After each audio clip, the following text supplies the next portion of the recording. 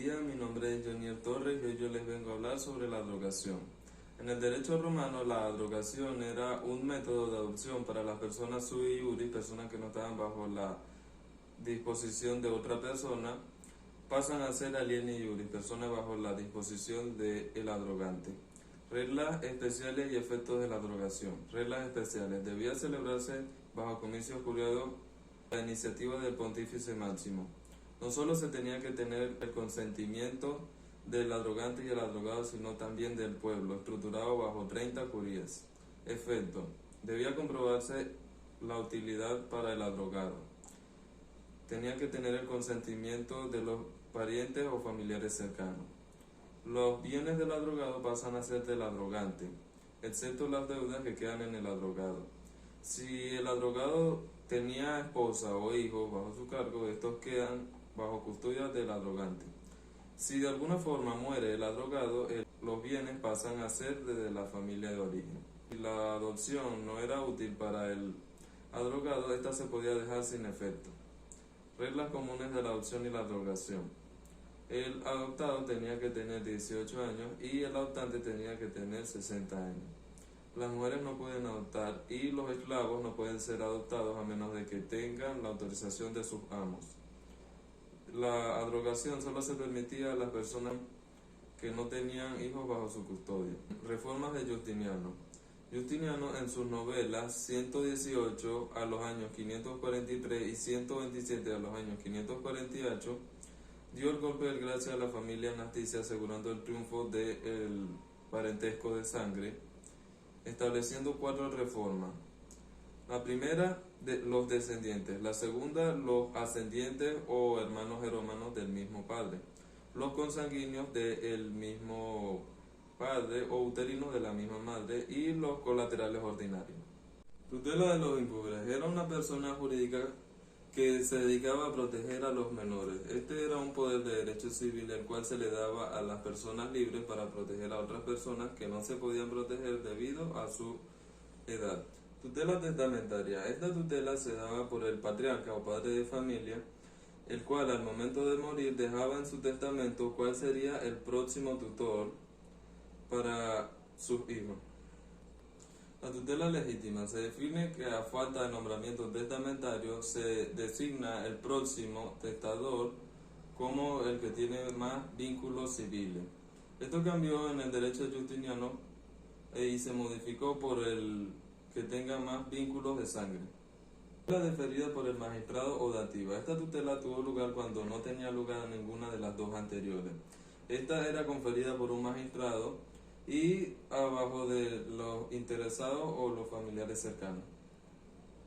Capacidad para ser tutor. Renuncia de excusas. En el sistema de renuncias de excusas se extendió al derecho clásico en los testamentos para luego extenderse también a las tutelas legítimas.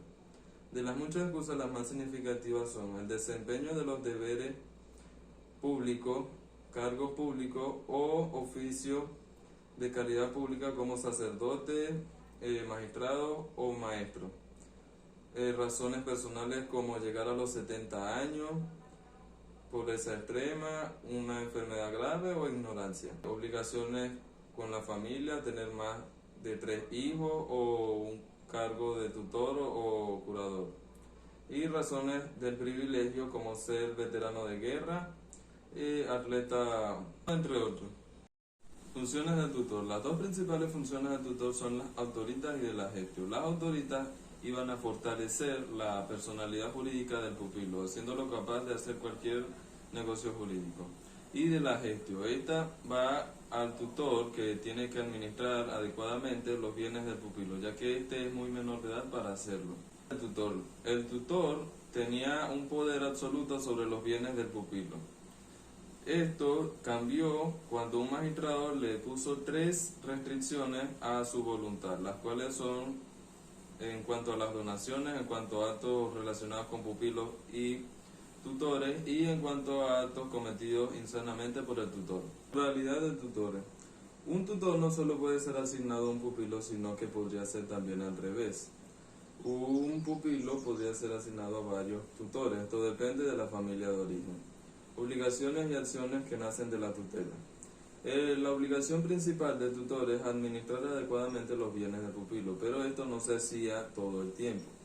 Por ello, los magistrados le dieron al pupilo 2 amparos, reformas introducidas por el tutor. Estas reformas fueron introducidas por magistrados también para proteger al pupilo con 2 garantías.